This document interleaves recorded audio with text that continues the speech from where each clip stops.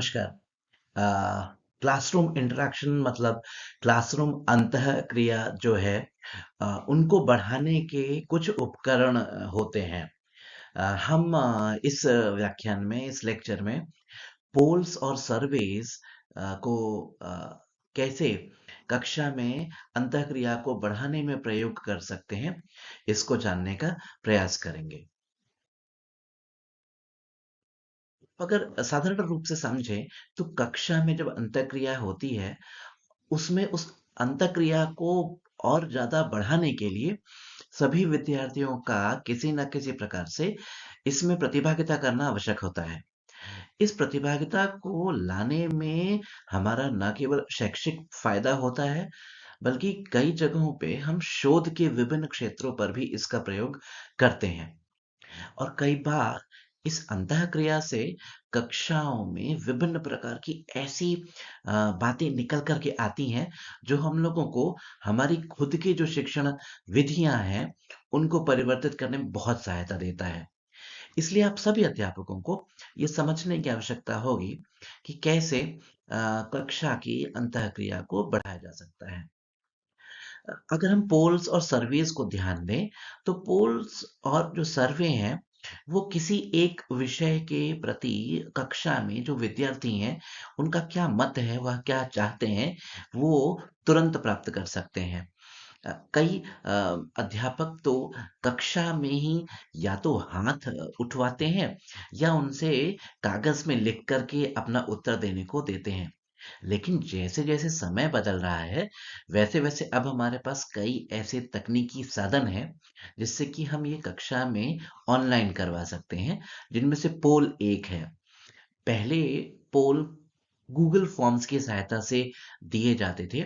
अब लेकिन क्योंकि हम सब व्हाट्सएप यूज़ कर रहे हैं, तो व्हाट्सएप में भी पोल का एक ऑप्शन हम सभी टीचरों के पास अवेलेबल है और इसको कक्षा में बहुत आसानी से या कक्षा से इतर भी अगर बच्चा कहीं दूर है या अपने घर पे है, तो वह अपनी बातों को कह सकता है और वह क्या चाहता है, ये हमें पता चल सकता है। जिससे कि हम अपनी आगे आने वाली कक्षाओं में किस प्रकार का परिवर्तन कर सकते हैं, ये हम नियोजित कर सकते हैं। अगर आप ध्यान दें जो दूसरा उपकरण है हमारा सर्वेक्षण या सर्वेस वो ज़्यादातर हम सभी अध्यापक प्रयोग करते हैं शोधों का प्रयोग करते वक़्त।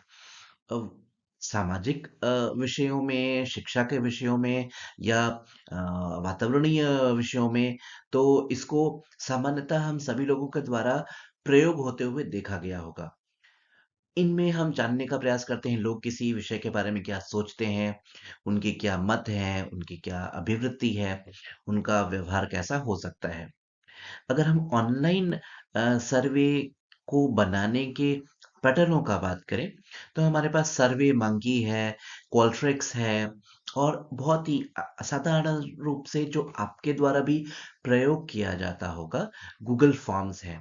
इन सभी को बनाया जाता है और इनके लिंक जो भी हमारे साथी होते हैं, जिनसे हमें अपने विषय से संबंधित किसी प्रकार की जानकारी चाहिए होती है, हम उनको भेज देते हैं और उन पर वह अपने बातों को हमें भेज देते हैं, जिससे कि हम एक आसानी से सर्वे कर लेते हैं कि जो हम बात सोच रहे हैं, उससे जुड़ी हुई बातें जो हमारे साथी हैं, वो कैसा सोचते हैं और कैसा जानते हैं। अ, एक और भी कारण होता है पोल्स और सर्वेस का प्रयोग करने का वो ये कि यह बहुत आसानी से हमारी जो शिक्षण विधि है और उसमें जो विभिन्न प्रकार के जो जो पाठ्य सहगामी क्रियाएं हैं और पाठ्य सामग्री है वह कैसी है उसके बारे में भी पता करने में हम पोल्स का प्रयोग कर सकते हैं। अब एक और भी बात होती है, कई बार ऐसे बच्चे होते हैं जो कक्षा में बोल नहीं पाते। वो चुपचाप कक्षा में बैठे हुए रहते हैं और वो देखते हैं उनके बहुत सारे साथी बोल रहे हैं और उत्तर दे रहे हैं। लेकिन अगर हमें उनसे भी बुलवाना है, उनको भी हमारी शैक्षणिक प्रक्रिया में भागीदार बनवाना है, तो पोल्स एक बहुत अच्छा माध्यम बनते हैं उन सभी बच्चों के लिए, जो बोल भले ही ना सकते हों, लेकिन कोई ना कोई मत ज़रूर रखते हैं। आप अगर ध्यान दें तो विभिन्न विषय जैसे मैंने यहाँ पे पर्यावरण विषय का प्रयोग किया है। तो ऐसे विषय, ऐसे संस्थान, ऐसी जगहें जिनके बारे में हम किसी प्रकार का व्यष्टि अध्ययन करना चाहते हो और वहाँ से कुछ आंकड़े प्राप्त करना चाहते हो, तो वहाँ पे भी पोल्स और सर्वेस हमें बहुत सहायता करते हैं। वह हमें बताते हैं कि किसी चीज़ के बारे में कोई क्या सोच रहा है, उनके क्या अनुभव हैं। हम उनके अनुभवों से भी कई बार अपनी जो विचार श्रृंखला है उसको आगे बढ़ाते हैं और उससे हम अपने शिक्षण विषयों को भी परिवर्तित करने का प्रयास करते हैं।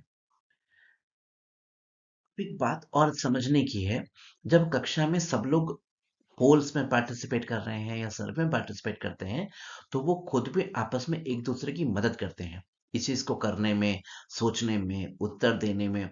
और अगर कोई बच्चा अपना मत दे रहा होता है, तो वो उससे पूछते भी हैं तुमने ऐसा क्यों किया। वो ये भी बताते हैं कि उन्होंने जो मत दिया है वो क्यों दिया है।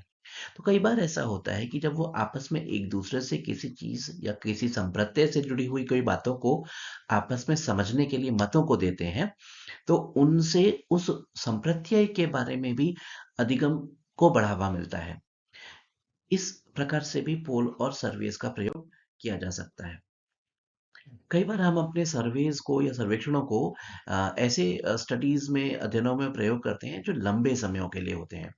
जैसे हम किसी प्रकार की वस्तु के लिए, विषय के लिए, विचार के लिए लोगों के मतों का प्रयोग करते हैं, तो हम अ, बहुत समय अंतराल में भी विभिन्न सर्वेक्षणों को करते हैं और उन सर्वेक्षणों से हम विभिन्न आंकड़े प्राप्त करते हैं।